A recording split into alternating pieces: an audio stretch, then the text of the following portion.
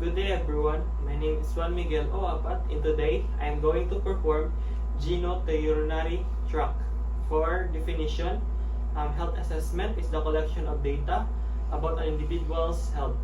Physical examination is a head-to-toe review of each body system that offers objective data or information about the client and allow healthcare provider to make clinical judgment. And for the purpose, health assessment, to make clinical judgment or diagnosis about an individual's health or condition. To obtain baseline data about the client's functional abilities. For physical examination, for routine screening to determine the client's eligibility for health insurance. For acquiring new job and for client's admission to the hospital. For the equipment, we're going to use BP apparatus, thermometer, pen light, drape, tongue depressor, stethoscope, percussion hammer, vaginal speculum, and gloves. Now, for procedure number 1, identify the client and explain procedure. Rationale, to ensure that the procedure is done to right patient, to reduce anxiety, and to ensure patient's cooperation. So, good day ma'am. Ako po ang nurse niyo po ngayon ma'am. May I know kung ano po ang pangalan niyo? Apat. So, ngayon po mag-examine po tayo ng private parts niyo po ma'am. Medyo maselan po. Okay lang po ba? Okay. Thank you. Next, procedure number 2. Properly position the client. Rationale, proper positioning ensure easy access to the body parts to be assessed and client feels comfortable. So, i-assess ko na mo po. Comfortable po ba kayo ma'am? Next. Thank you. Next, procedure number 3. Take the health history of the client. Rationale, to have a comparison from previous illnesses and present health condition. So ma'am, I know kung meron po kayong nararamdaman noon na masakit po sa niyo po, private parts. Meron po bang pagdurugo or mga discharges? Wala. Thank you po. Next, procedure number 4. Conduct physical examination using force skill in physical assessment, inspection, palpation, percussion, and auscultation. Rationale, to assess, to determine, and identify abnormal findings in the body system. Next, procedure number 5. Perform hand hygiene and do examination gloves. Rationale, to prevent transfer of microorganisms.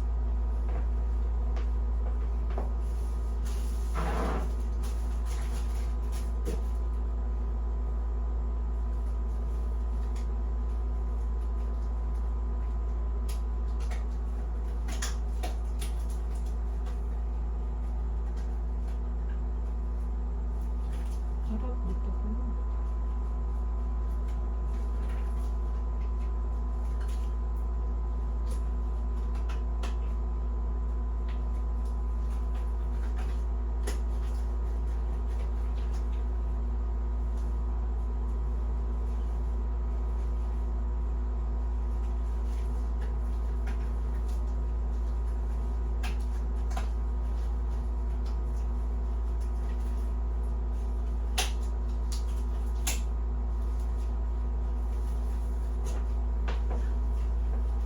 Next, procedure number 6. Review normal elimination pattern including frequency of voiding and history of nocturia, character of volume of urine, daily fluid intake, symptoms of burning, urgency, and frequency. Difficulty starting stream and hematuria. And for the rationale, urinary problems are directly associated with genitourinary problems because of anatomic structure of men's reproductive and urinary system. Next, procedure number 7. For female examination. Inspect the pubic hair and skin over the mons pubis. And inguinal are for distribution and characteristics. For the normal findings, Hair distribution varies, usually covers an inverse triangle with base over the mons pubis. May extend up in midline towards the umbilicus. Some women shape there as a matter of preference and smooth and clear. So ma'am, i-check na po natin yung ano nyo po ang private parts. Okay lang po ba? Okay. So ano lang po ma'am?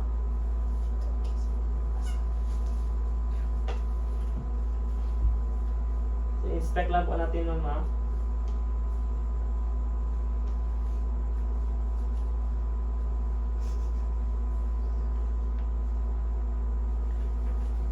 Okay, next procedure.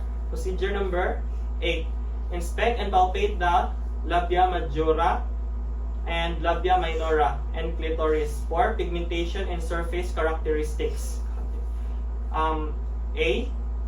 Gently touch the patient on the inner thigh and tell her that you are going to spread the labia apart. Next, spread the labia majora to view the inner surface of the labia majora. Labia minora in the surface of the vestibule. Next, spread the labia majora to view the inner surface of the labia majora, labia minora, and the surface of the vestibule. Next, spread the labia majora to view the inner surface of the labia majora, labia minora, and surface of the vestibule. And lastly, palpate the labia minora between your thumb and the second 2 fingers of your hand. And for the normal findings, it should be darker than the patient's genital skin tone. Tissues may appear shriveled or full. Next is gaping or closed, usually symmetric, smooth skin surface, and dry or moist texture. And for the abnormal findings, presence of drainage, lesions, or sores. So ma'am, i-inspect po natin yung ano po ma'am. Okay lang po ba? Okay.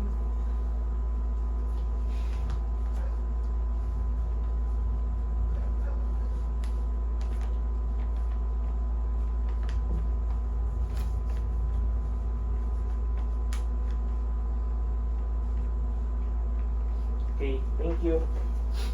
Next, procedure number 9.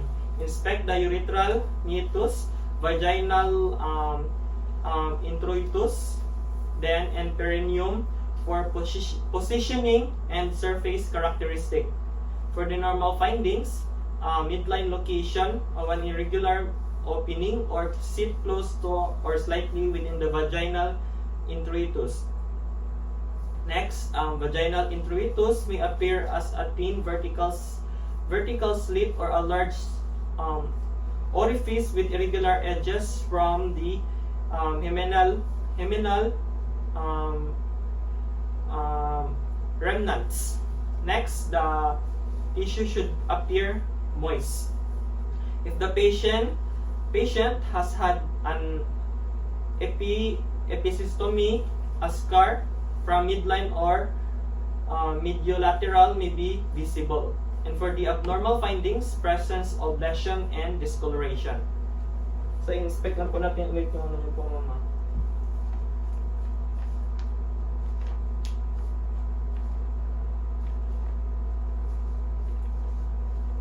Okay, thank you. Next, for special circumstances, female genitalia. This is performed if the patient has pain or vaginal discharges. Normal findings, smooth and non-tender. Abnormal findings. Next, procedure number 10. We are going to palpate the skins and Bartholin's gland for surface characteristic, discharge, and pain or discomfort. A. With the labia still spread apart, inspect the index finger of your dominant hand, palm surface up into the vaginal as far as possible. Next, exert upward pressure on the anterior vaginal wall surface and milk the Nice gland by moving your finger outward towards the vaginal opening.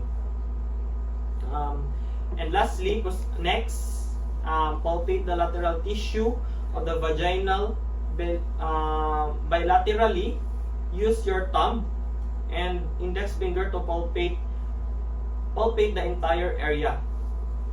Paying attention to the posterolateral portion of the labia majora where the Bartholin's glands are located. The glands usually are not visible. And for the rationale or normal findings, presence of discharge, edema, and tenderness. A non-tender mass, which is the result of chronic inflammation of the gland, usually indicates Bartholin cyst.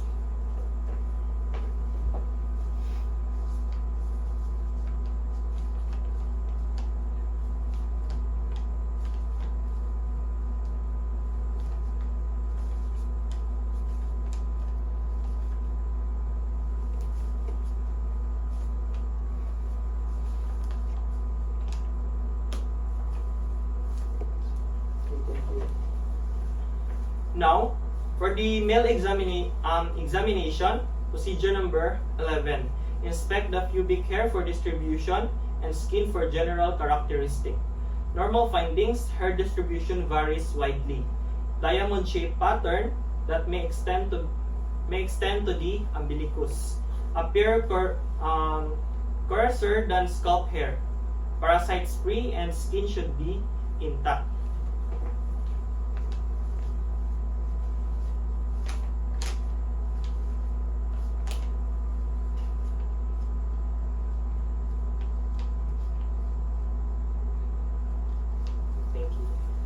Next, procedure number 12. Inspect and palpate penis for surface characteristic, color, tenderness, and discharge. For the normal findings, dorsal vein should be apparent on the dorsal surface of the shaft of the penis, usually dark, hairless, and wrinkled. In circumcised men, the amount of prepuce veins. In uncircumcised men, the pressure or the prepuce is present and folded over the glands. Foreskin should be retract easily and completely over the glands. And for the abnormal findings, presence of lesions, nodules, swelling, and inflammation. So, ano lang po natin yung ano ni sir ha? Penis niyo po, sir.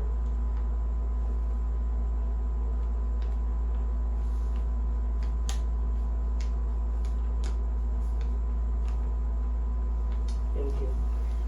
Next, procedure number 13. Inspect the glands and under the fold of the prepuce. Normal findings: smooth, pink, and bulbous. Prepuce fold is wrinkled and loosely attached to the underlying glands. It should be darker than the glands. And for the abnormal findings, presence of erythema, lesions, edema, nodules, and discharge. It is darker than the glands.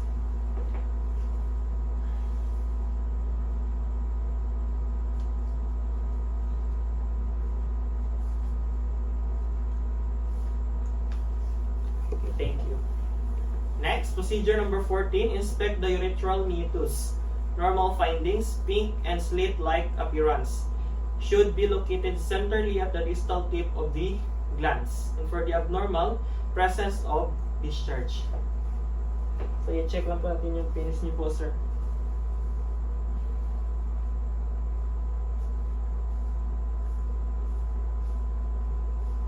Okay, thank you.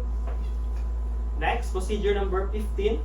Palpate the entire shaft of the penis between the thumb and the first two finger. Normal findings: smooth and non-tender. Then semi-firm consistency. And for the abnormal findings, presence of tenderness, edema, nodules, or induration.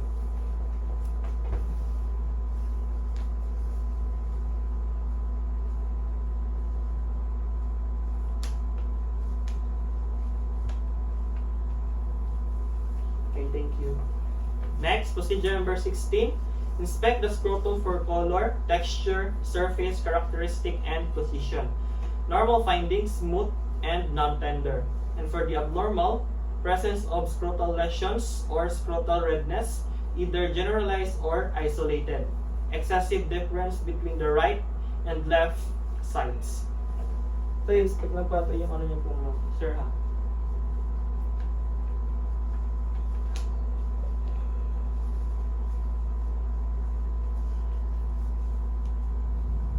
Okay, thank you. Next, procedure number 17. Palpate the testis, epididymis, and vas deferens for location, consistency, tenderness, and nodules. A. Palpate the testis simultaneously with both hands, using the thumb and first two fingers. Normal findings: testes are present in each sacs, usually 0 to 8 to 1.6 inches in size. Smooth, ovoid, and movable. And for the abnormal findings, irregular, non-tender, fixed mass, reports pain and presence of edema.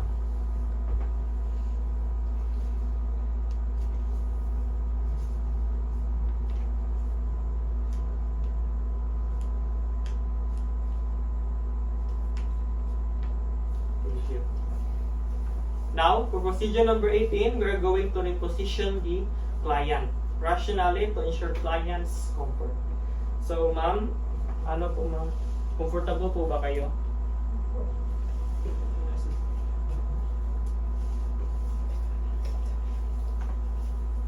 Now, for the evaluation, procedure number 19, make findings on health assessment and physical examination done on the client. Rationally, these are important data to convey the physician aid in diagnosis of the patient.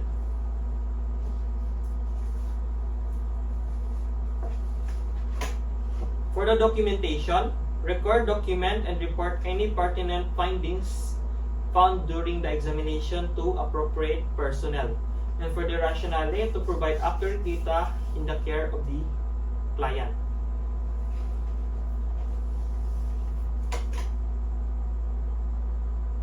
So sa pag-assess po natin ngayon, ma'am, okay lang po ba kayo? Meron po ba kayo nararamdaman na masakit po? Wala naman po. So far po, ma'am, sa assessment po natin, na-check po natin lahat, ma'am. Okay naman po, ma'am. So, thank you po, ma'am, sa ano po, ma'am.